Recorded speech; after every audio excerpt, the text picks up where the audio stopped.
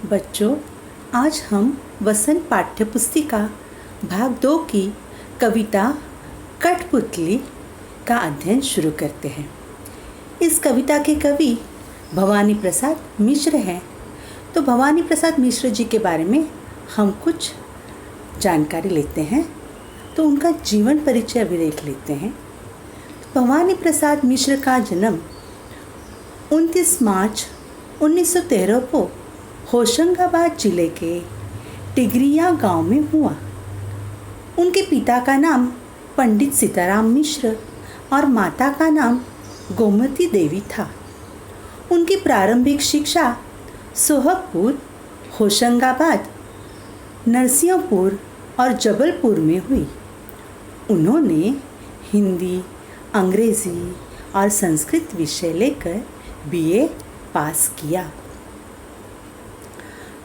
हैदराबाद में उन्होंने कल्पना मासिक पत्रिका का संपादन किया। वे हिंदी के प्रसिद्ध कवि तथा गांधीवादी विचारक थे। अब उनका सम्मान और पुरस्कार देख लेते हैं। बुनी हुई रस्सी के लिए उन्हें साहित्य अकादमी पुरस्कार मिला। भारत सरकार का पद्मश्री अलंकार भी प्राप्त किया। उनके कुछ कविता संग्रह हैं। गीत फरोश, चकित है दुख, गांधी पंचशती, बुनी हुई रस्सी, परिवर्तन जिए, तुम आते हो, ये इनके कविता संग्रह प्रसिद्ध है। बाल कविताएं, तुकों के खेल, निबंध संग्रह, कुछ नीति कुछ राजनीति। और उनका मृत्यु हुआ 20 फरवरी 1985 में। तो आज हम भवानी प्रसाद मिश्र लिखित कविता कठपुतली पढ़ लेते हैं। तो कवि भवानी प्रसाद मिश्र ने कठपुतलियों के मन की व्यथा को दर्शाया है। वे सभी कठपुतलियाँ धागों में बंधे बंधे परेशान हो चुके हैं और इन्हें दूसरों के इशारे पर नाचने में दुख होता है। इस दुख से बाहर निकलने के लिए एक कठपुतली विद्रोह करती है। इस बात पर सभी कठपुतलियाँ इसकी बातों में सहमत हो जाती हैं और वे स्वतंत्र होने की चाह व्यक्त कर देती है। मगर जब पहली कठपुतली पर स्वतंत्रता की जिम्मेदारी आती है तो वो सोच में पड़ जाती है। तो अब हम देख लेते हैं कविता। पहले कविता पढ़ेंगे। तो कठपुतली गुस्से से उबली, बोली ये धागे क्यों है मेरे पीछे आगे, इन्हें तोड़ दो, मुझे मेरे पाँव पर छोड़ दो।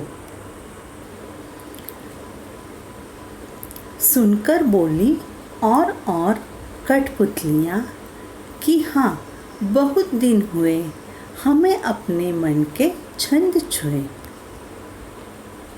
मगर पहली कठपुतली सोचने लगी, ये कैसी इच्छा मेरे मन में जगी।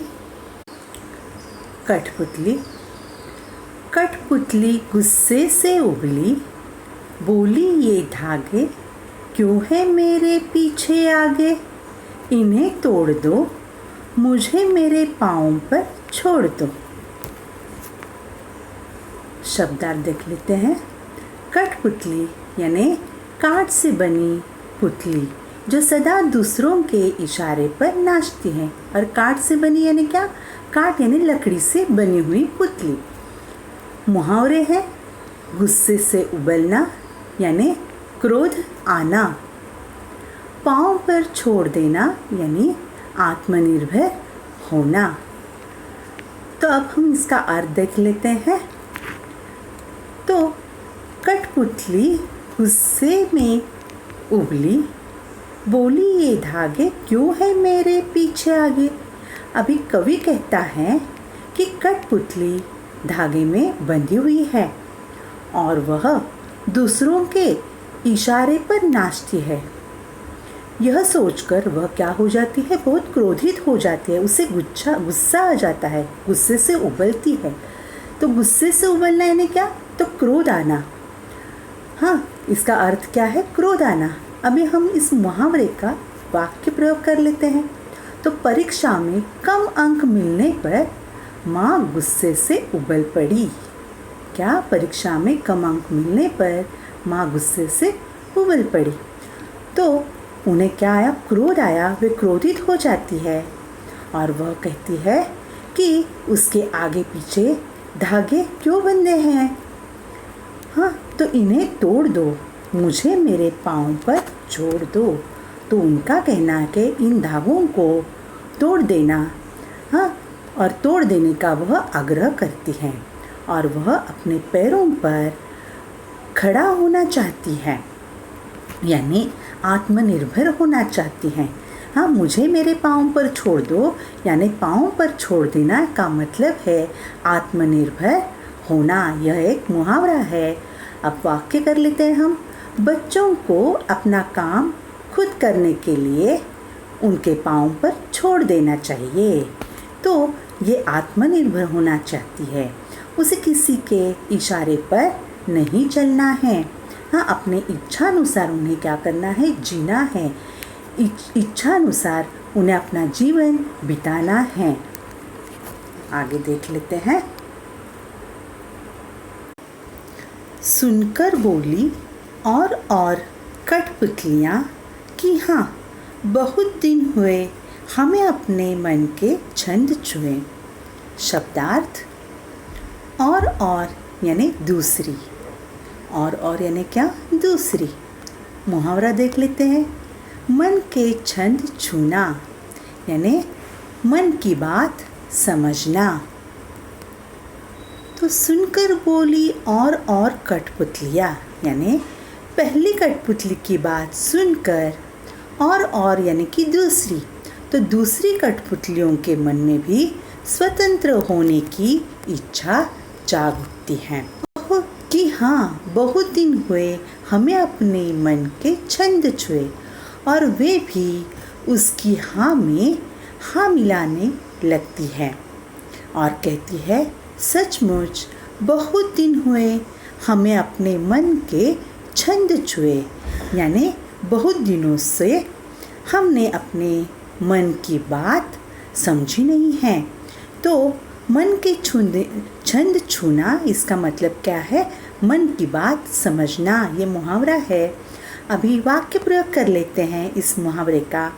तो हमें हर वक्त लोगों की बात पर विश्वास न करके सदा अपने मन के छंदों को छूने का प्रयास करना चाहिए। तो यहाँ पर ये सभी कठपुतलियाँ क्या कर लेती है, उसकी हाँ में हाँ मिला देती है। हाँ, और उन्हें अपने मन के छंद को छूना है, यानी उन्हें क्या करना है, छंद को छूना है, यानी मन की बात को वे समझ लेती है। और सभी कठपुतलियाँ विद्रोह के लिए तैयार हो जाती है। मगर पहली कठपुतली सोचने लगी, ये कैसी इच्छा मेरे मन में जगी। शब्दार्थ, इच्छा का मतलब चाहत या अभिलाषा। मगर पहली कठपुतली सोचने लगी, ये कैसी इच्छा मेरे मन में जगी। तो जब पहली कठपुतली की बात सुनकर जब सभी कठपुतलियाँ स्वतंत्र होना चाहती है, तो पहली कठपुतली सोच में पड़ जाती है। जब उस पर सारी कठपुतलियों की जिम्मेदारी आती है, तब वह सोच समझकर कदम उठाना ज़रूरी समझती है, क्योंकि स्वतंत्र हो जाना सरल है, परंतु स्वतंत्रता को संभालना ज़्यादा कठिन होता है।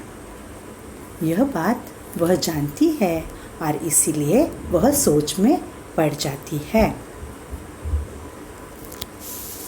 जीवन मूल्य भी हम देख लेते हैं।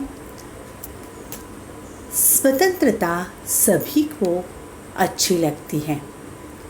पराधीन रहकर कोई सुखी नहीं रह सकता। स्वतंत्रता मिलने के बाद आत्मनिर्भर होना चाहिए।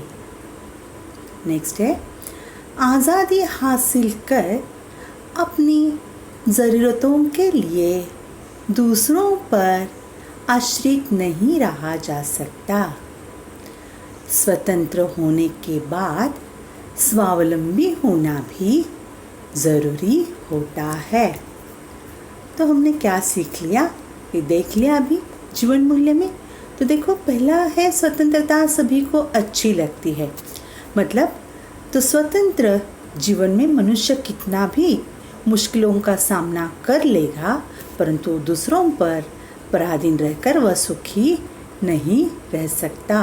स्वतंत्रता सभी को प्यारी लगती है और पराधीनता किसी को अच्छी नहीं लगती, और उसी में वह कभी सुखी नहीं रह सकता। स्वतंत्रता मिलने के बाद आत्मनिर्भर होना चाहिए। तो स्वतंत्रता मिलने के बाद हमें अपने आप पर क्या होना चाहिए, आत्मनिर्भर होना चाहिए, स्वावलंबी होना चाहिए, हाँ, और परिश्रमी होना चाहिए, परिश्रम करने चाहिए। तो ही हम अपनी ज़रूरतों को क्या कर सकते हैं, पूरा कर सकते हैं।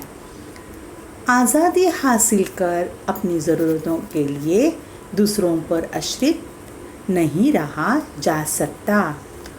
यानी आज़ादी मिलने के बाद हमें दूसरों पर निर्भर नहीं रहना है।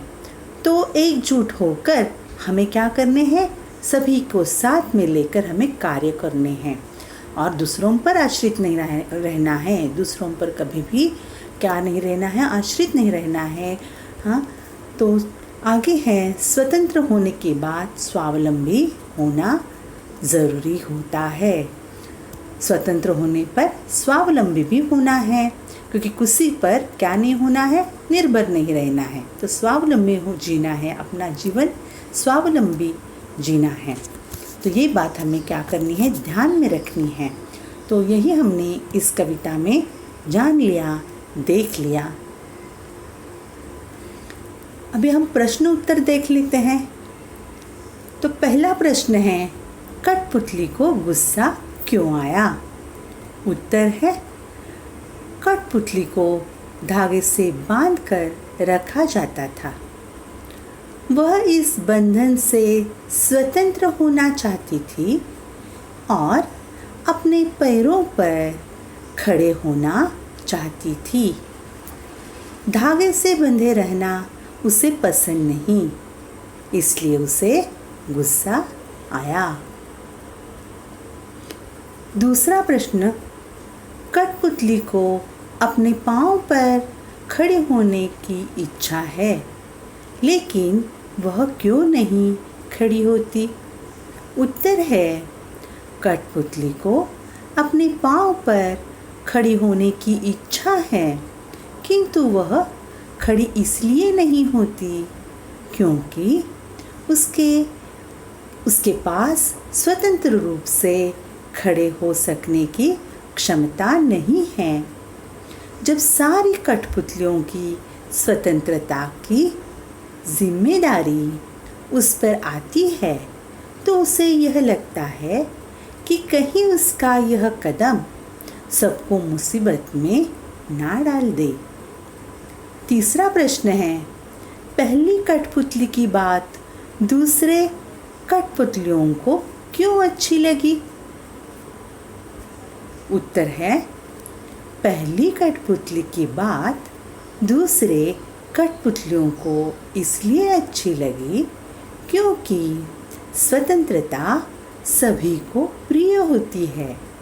वे भी बंधन में दुखी हो चुकी थी और अपना जीवन अपनी इच्छानुसार जीना चाहती थी।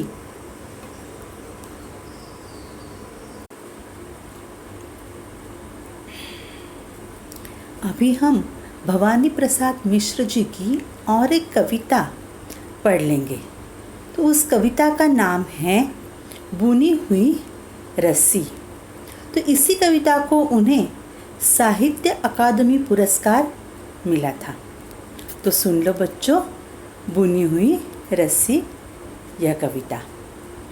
बुनी हुई रस्सी को घुमाए उल्टा तो वह खुल जाती है और अलग अलग देखे जा सकते हैं उसके सारे रेशे।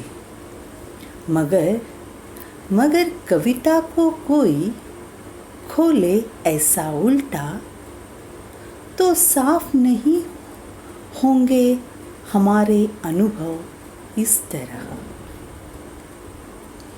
क्योंकि अनुभव तो हमें जितने इसके माध्यम से हुए हैं उससे ज़्यादा हुए हैं दूसरे माध्यमों से। व्यक्त वे ज़रूर हुए हैं यहाँ। कविता को बिखरा कर देखने से सिवा रेशों के क्या दिखता है। लिखने वाला तो हर बिखरे अनुभव के रेशों समेट कर लिखता है।